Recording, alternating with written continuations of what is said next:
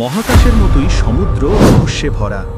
আজ আমরা দেখব নীল জলের তলদেশে লুকিয়ে থাকা 7টি রহস্যজনক স্থান, যা আপনাকে সত্যিই অবাক করে দেবে। চলুন ডুবে যাই প্রাচীন রহস্যের পথে এবং উন্মোচন করি সব রহস্য, শুধুমাত্র প্রাচীন রহস্য পথ। জাপানের রহস্যময় জ্যামিতিক বৃত্ত। জাপানের সমুদ্র উপকূলে আবিষ্কৃত এই জ্যামিতিক বৃত্তগুলোর ছবি দেখে পুরো পৃথিবীই অবাক। চোখ কপালে অভার মতো এই নিখুঁত বৃত্তগুলি দেখে কেউ কেউ ভাবলেন এটি হতে পারে গ্রহান্তরের মানুষ বা এলিয়েনদের সৃষ্টি।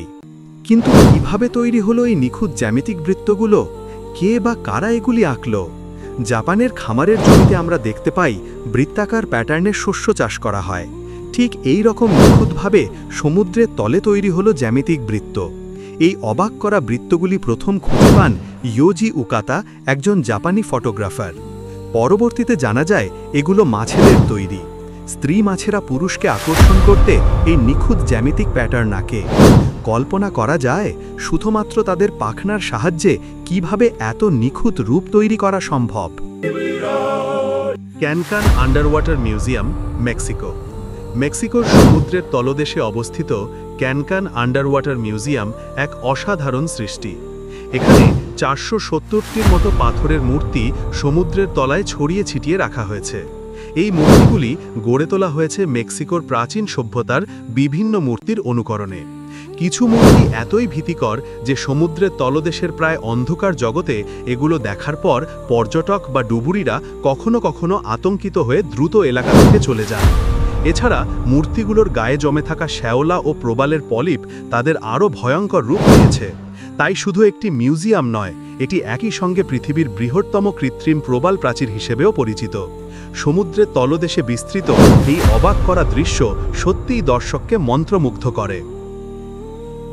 গ্রিন লেক, অস্ট্রিয়ার স্টিরিয়ার অঞ্চলে অবস্থিত ছোট গ্রাম ট্র্যাগব। একদমই অদ্ভুত এই গ্রামটি। ঘিরে আছে হটসোয়া পর্বতশ্রেণী।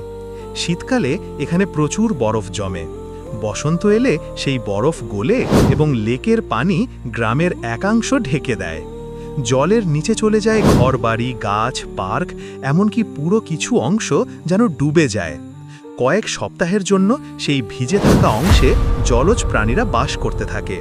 কিন্তু শীত শুরু হলে গ্রামের ডুবে থাকা অংশ আবার উঁকি দেয়, যেন নতুন করে জীবন ফিরে এসেছে। ফুজিকাওয়া মারু ছিল 132 ফুট দীর্ঘ জাপানি এয়ারক্রাফট ক্যারিয়ার জাহাজ। 1944 সালে এটি ডুবে যায় আমেরিকার টর্পেডোর আঘাতে। পৃথিবীর তলদেশে ডুবে থাকা জাহাজগুলোর মধ্যে ফুজিকাওয়া মারু সবচেয়ে ভালো অবস্থায় রয়ে গেছে, যার কারণে ডুবুরিরা এটি ঘুরে দেখার জন্য আগ্রহী। প্রশান্ত মহাসাগরীয় যুদ্ধের এক সময়ের সাক্ষী এই জাহাজে পৌঁছে ডুবুরিরা প্রাকৃতিক সৌন্দর্যে মুগ্ধ হন এবং ইতিহাসকে সরাসরি চোখে দেখার উত্তেজনায় শিহরিত হন।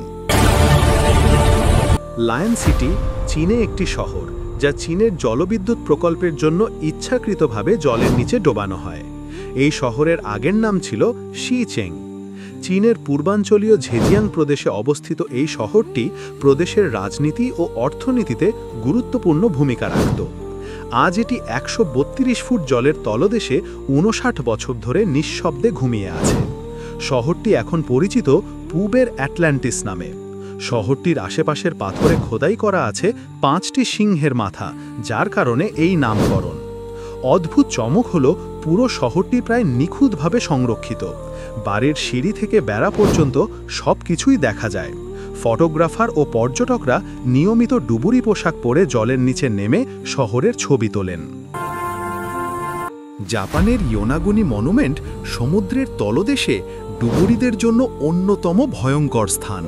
বিশ্বের সেরা ডুবুরিরাও এখানে নেমে ভয় পান, কারণ এই এলাকায় জলের নিচে প্রবল স্রোত চলে। সমুদ্রের তলদেশে দাঁড়িয়ে আছে একটি বিশাল পিরামিড আকৃতির পাথর।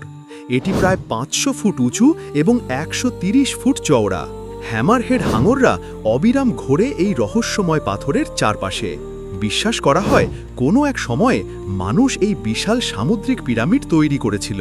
কিন্তু তারা কে ছিলেন, কেন এটি বানিয়েছিল এবং কার জন্য তৈরি হয়েছিল, এই রহস্য আজও অমোঘ। আজ আমরা ডুবে দেখলাম এই রহস্যময় জলের তলদেশের 7টি অবিশ্বাস্য স্থান। যদি ভিডিওটি আপনাদের ভালো লেগে থাকে তবে একবার লাইক দিতে ভুলবেন না। আর আরও রহস্যজনক ও রোমাঞ্চকর ভিডিও পেতে চ্যানেলটি সাবস্ক্রাইব করুন এবং পাশে থাকা বেল আইকনে ক্লিক করে নোটিফিকেশন চালু রাখুন। থাকুন আমাদের সঙ্গে নতুন নতুন রহস্য উন্মোচনের জন্য শুধুমাত্র প্রাচীন রহস্য পথে।